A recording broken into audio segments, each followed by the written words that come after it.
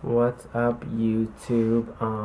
Start this video off liking, commenting, sharing, all that fun stuff. Sorry I look like a bum. I know I look like a bum in like every video. I usually make these before I lay down and go to bed, and that's really the only time I have time to.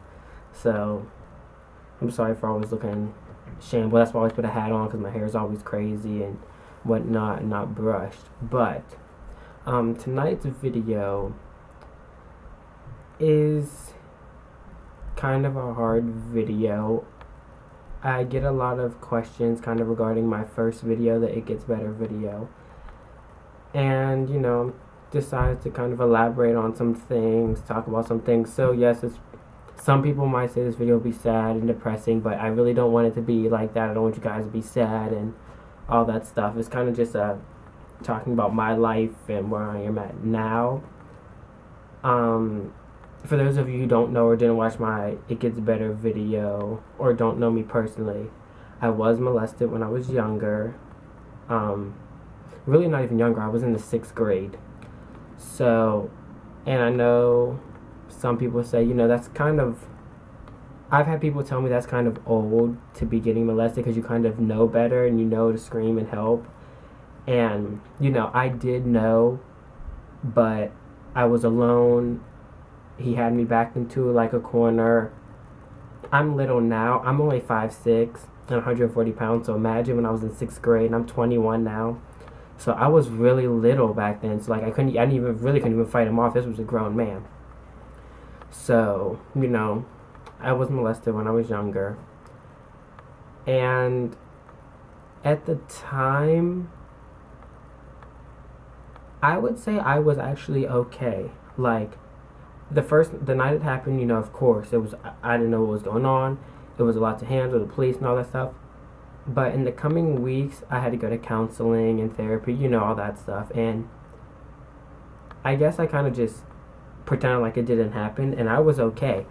All through counseling, I never talked. My mom was the only one who talked. She had, hate. She was the one that would cry all the time, and I kind of just took it. Like, it was just kind of like it's one of those things that happened and you can't deal with it. And I've always kind of been like that. Later down the road, as I got older, though, it's weird, but later down the road, years after it happened, that's when I kind of started dealing with it. And that's when it kind of hit me. I started having nightmares.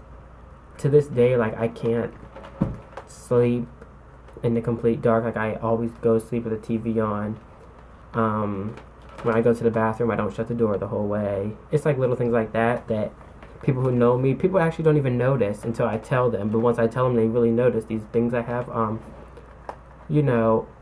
had a lot of self-esteem issues kind of coming to terms with it. And I think it hit me when I got older because I actually understood it when I was older. And then I was also coming into the fact that, and I was realizing that I was gay. And when that happened, I kind of felt like it was me being molested was a punishment, or I deserved it because I was gay. And back then, I didn't really know any gay people. It was not anything I was really exposed to that much. So, that's kind of what I dealt with, and that led to me trying to kill myself in about the 8th. Well, the first time I tried to kill myself was the 8th grade. Of course it didn't work, thankfully, but that's the first time I tried to kill myself, and I started cutting myself. I kept it a secret from nobody knew. I, did the whole wear long sleeves, all that stuff. I eventually got help and stopped all that. Until, and I was a normal kid, I guess you would say. Until I started my freshman year of college, and I was out to some people back home. I wasn't out to my family, but I was out to some people, some friends back home. And when I went to school, I didn't want to just start out, college being the gay kid. So I didn't tell anyone. And when I started college, I was 17 because I graduated high school a year early. So I was already younger than everyone, a year younger. So, that's very intimidating. I didn't tell anyone. I had friends. Everyone thought I was, just a normal straight kid, I guess. My roommates didn't care. We did all the normal stuff like football, hung out with the parties, all that stuff. For the first 3 months of school, started liking this guy. We started dating. Still kept it a secret. Put it on Facebook. I was in a relationship. I kind of, I guess, manned up and decided that, you know what, I was just going to let everyone be, it was going to be known. The night I put it on Facebook, I had went to dinner with my roommates and all my friends. It was like a normal night. Put it on Facebook that night, woke up the next day, got back from class, and everyone who lived on my floor in my dorm room, all the guys, stopped talking to me. Like, I walked in, was like, hey, didn't think anything of it. Didn't even think they would have all saw it that quick. I was friends with maybe like 3 of them on Facebook at the time. But I guess they did. None of them spoke to me. They act like I didn't even exist. And that one, and I was living, like, sharing a room at that time at that school. It was a little bit bigger than this room, and there was 3 of us in one room. So you know how awkward that was. For about a month, I dealt with name calling, going, like, just walking down the halls, I'd hear fag this, fag that, all that stuff. And it kind of got to a point where, like, I wouldn't go to class. I didn't stay in my room. Luckily, I had some really good girlfriends there, and they let me stay in their room on the floor. And, like, I just stopped going to class. I pretty much was, like, I couldn't take it anymore. And one night, I went to the bathroom and heard the door behind me. Like, I was in the bathroom. It was late. Heard the door behind me. The first and last thing that I remember is getting punched in the back of the head. Wow. I was taking a piss at the urinal. And then waking up, bleeding. My head was cracked. All bruised up. My eye was busted. Lip was busted. Some ribs. It was actually really bad. Went to the hospital. Didn't tell anyone. My family didn't know. I kept it a secret. Went to the hospital. Was in the hospital for about a week. And nobody knew. I didn't tell anyone. Like, I just left school when they asked me. I said I went home, blah, blah, blah. So it was all good, but went home for Christmas break. It happened right around Christmas. Went home for Christmas break and dropped out of school. Told my mom I just hated that school and didn't want to go back. Didn't tell her what happened, She believed me. She had no reason not to believe me. So, I told her. That's also when I came out to my mom. Was right around Christmas because I kind of was fed up, and it was kind of to the point of, like, if I can survive that and almost literally getting beaten to death, I'm pretty sure I could survive telling my mom that I'm gay. Like, at least I knew for my own self, and knowing my mom, I knew she wasn't gonna, beat me up or throw me out the house. I just knew she was gonna be, she would take it kind of hard, but, I told her I was gay. And it went okay. She didn't really know what to say. Went to bed, and that's that. A few months go past. I'm having issues at home. Me and my mom fight a lot. Not because I'm gay, we just argue a lot about a lot of things.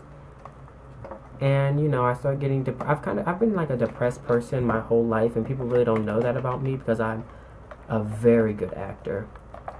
But, I start getting depressed, and I start cutting again. By this time, I'm 18 now, and I start cutting again. I'm depressed. All that stuff happens, and I start having nightmares again.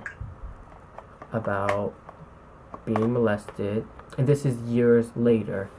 And I don't think people understand it. Like, when something like that happens to you, you can think you forgave that person if you forgot about that, but like little things will trigger something, and it's like happening all over again. And to this day, it still happens, and it's been, gosh, like almost 11, 12 years that's happened, and I still have nightmares. I still have nights where I don't sleep, where I wake up sweating, where I see him in my dreams, like all that stuff. And you know, all the stuff that's happened throughout my life, I would say I have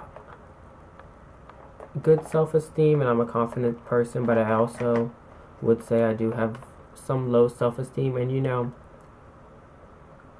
a lot of people out there say, I am just naked online for the attention and all that stuff, and they might be right. Some days I feel like crap and I feel like I'm worthless, and if some days it does make me feel better to read comments of people saying how good I look, regardless what they're seeing, even though if it is just this vision of what they have of me. Some days that does feel good. And for me, if those fake, I guess, comments or that little bit of attention is enough to stop me from cutting myself, then that's good enough for me. And I think that's kind of why I deal with the hate so much that I get and all the people talking shit, because it's kind of like, it's my life, and if I want to be naked all over the internet, I will be naked all over the internet. Like, I'm not hurting anybody by doing it. If, people always say, well, what if you have a boyfriend, blah, blah, blah. If I start to talk to someone and it's serious, and if they don't already know about it, I tell them up front, within the first few minutes of talking to them, I tell them, like, okay, this is what you're getting into, blah, blah, blah. And I also tell them that if we get serious, it all stops. I delete everything. I don't do it anymore. Of course, it's still out there, and there's nothing I can do about that, but there won't be anything new, and I won't, it'll just be stopped, though. Like, the old stuff will be out there, okay, but I won't continue it. And that's just a respect thing I have. And that's kind of my life in a nutshell. That's for the people that were asking. Of course I was bullied throughout life and everything, because everyone always knew I was gay. Since being a young kid, I was always kind of, feminine. But I would just say, keep your head up and stay strong and do whatever makes you happy, regardless what that is. If, sitting in a room by yourself makes you happy, then by all means, sit in a room by yourself. If writing makes you happy, everyone has different outlets. My outlet might be taboo, I guess, or different than other people's, but, it's my outlet, it's my life, and I think that I would rather do this, I'm sorry, that's my phone, than be sitting around depressed. And I also enjoy it. It's not just for the attention, because there's a lot of time, because I get a lot more hate than I do get attention. If you guys knew how much shit I get in my inboxes and all that stuff about ho this, ho that, slut this, like, I should kill myself. I mean, I'm just naked online by myself. I don't think that's worth killing myself over, but to some people that is. You would understand that I just do it for me, really, not for anyone else. And it's helped me in my life. If I'm not worried about it, you shouldn't be worried about it. I know this video is real long. I almost cried a little bit. I had to catch myself, if you guys noticed. But, comment, share. If you have anything you want me to talk about, if you need to talk about anything, guys can hit me up on Twitter at freaky_dreams. You can email me, at cstoller1026@gmail.com if you want to talk about anything like that. I'll put all that stuff in the more info box down below. But thanks for listening, guys. Good night.